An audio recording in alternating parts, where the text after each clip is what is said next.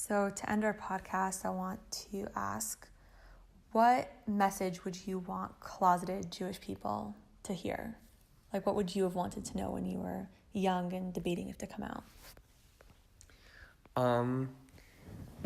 My advice would be, know your surroundings. Because even though I was lucky, I also knew that I could come out and there really wasn't going to be so many problems with it. Wasn't going to be, I wasn't going to be ostracized from the community. I wasn't going to be thrown out of my home. Those are things that I knew. And I think if you're not 100% sure that that's not going to happen, and if you do feel like you have to come out, you need to have a plan. Yeah. If you're going to come out and you know that your parents might not be accepting and you know that they're going to throw you out, you need to have a plan of what you're going to do the second they throw you out. And I think that my advice to every single gay person out there, gay, bi, lesbian, trans, everyone, is just know your surroundings. Know who you are, know who your people are.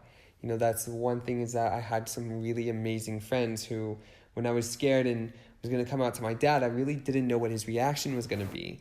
And I had 3 friends who knew that it was going to happen and when it was going to happen. And they're like, we have our guest bedroom set for you if you need a place to go. If you're thrown out, like, you have my house to come to. We already have like the spare bedroom set up for you and everything. It's okay. And that was like one thing that I was really fortunate with. And that is my advice to everyone is, I know how much the secret can be lying inside of you and killing you. That was one thing that was happening with me when before I came out to my tzevet was, it was just, felt like I was lying to everyone around me. And it's not a great feeling, and it's not a good feeling, and I completely get it. But sometimes you have to just stay strong and you have to keep to that lie. Yeah.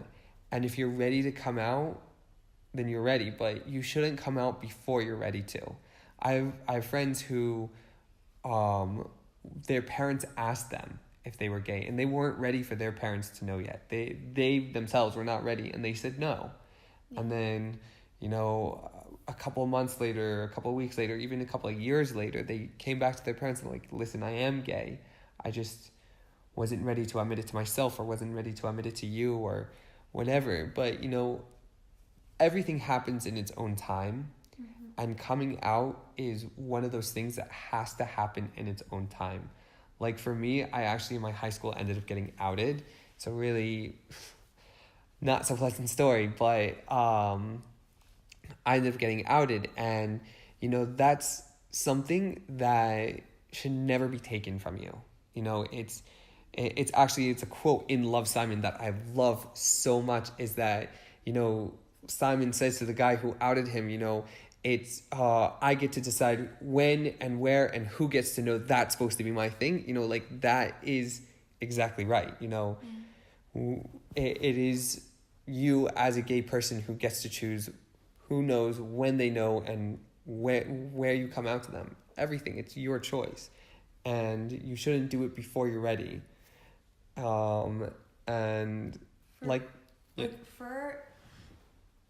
people in the LGBTQ community who might be still closeted, what would you say if they about being religious, about wanting to come out and stay in the religious world? I say go for it. Don't let anyone tell you that you are just, you can't be religious and gay. There's so many times where I've come out and people are just shocked and they're like, but you're religious. Like, yeah, but there's no difference. Okay, yes, I'm religious, but I'm also gay. Who cares? Yeah. That's the most important message that I would have to give to people who are Orthodox, is don't give up on Orthodoxy just because you're gay.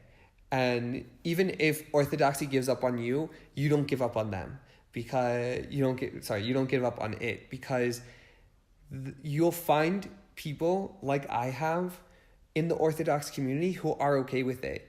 And it might take some time to find those people, but you will find them, and you can't give up on it.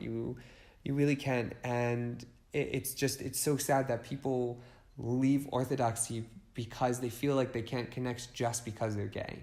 And I feel so upset when I hear that happens. Yeah.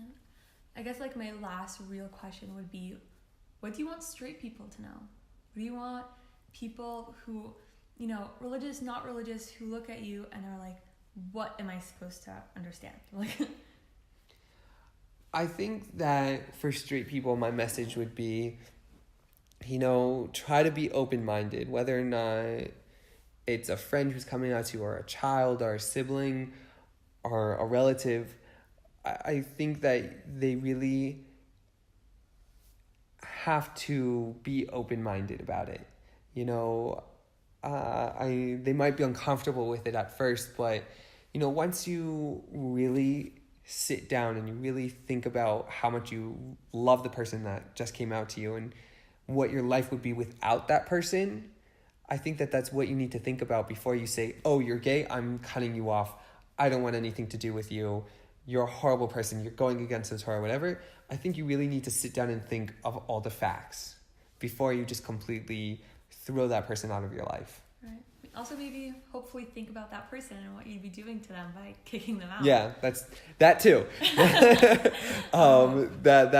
It could be really scarring. I, Baruch Hashem, have not lost any friends or family from coming out, but I know people who have, and they're still really hurt by it. People who say, oh, I can't be friends with you because you're gay, or a brother who is really close to you who finds out you're gay and it's like, oh, you're not my brother anymore, I won't have anything to do with you. Yeah. And just completely cuts you out of their life. I know this family here in Yerushalayim, and it's a family friend of ours, and the wife told me that she just recently, before Sukkot, went to this event for parents of Orthodox parents, specifically for gay Orthodox parents of gay children. Yeah. And it was this rabbi who is a rabbi in the Orthodox community here in Israel. I forget his name, but he's very well known in Yerushalayim. His family's really well known. They go back all the way to the shtetl in Europe, being they're descendants of a really, really famous rabbi, and I really wish I could remember who it was, but I can't. This rabbi, his brother is gay, and his brother's also a rabbi, but he's openly gay. And their mother told her story of how in the 80s, her son came out, and how she had no one. She had no one she could relate to, because back then people didn't come out. They just married and lived their life closeted. Yeah. So she had a completely different experience, and she had a huge struggle for years and years, until she finally just was like, I'm not giving up on my son. I'm not gonna, if he's gay, then he's gay, and there's nothing I'm gonna try to do to even stop him from living his life as an open man. Goes against my values to say you have to lie about who you are. I feel like that's really unique to hear from religious people, especially let's say in the 80s, and people who come from the older generation, quote unquote, to hear something no, I will accept you. That's huge. And the fact that they're doing this group is awesome, having those lectures and whatever. Yeah, it was really, really huge. And there was so many people who weren't even parents of gay children who also went and were just to be educated about it. It was really just a night to educate people about what it is to come out of the closet and what it is to accept your child for who they are, and just to be open-minded. And I think it was amazing that Israel had it. Yeah. I was shocked when I found out that it actually happened. Yeah. I feel like Israel is much more progressive than we give it credit for sometimes. And you know what? I think it's a lot more progressive than the communities in America.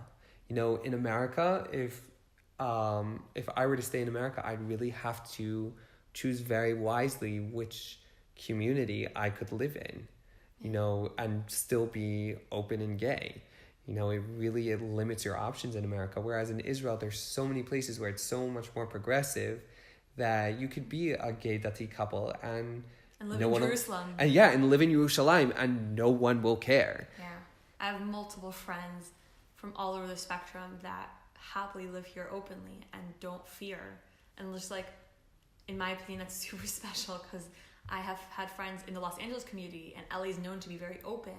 But within the Orthodox community, within the modern Orthodox community, it's been super closed off, and they wouldn't come out until they left. And they'd be like, we don't want to be connected to anybody here because you guys are all toxic to us because you've all said quite homophobic things throughout our childhood.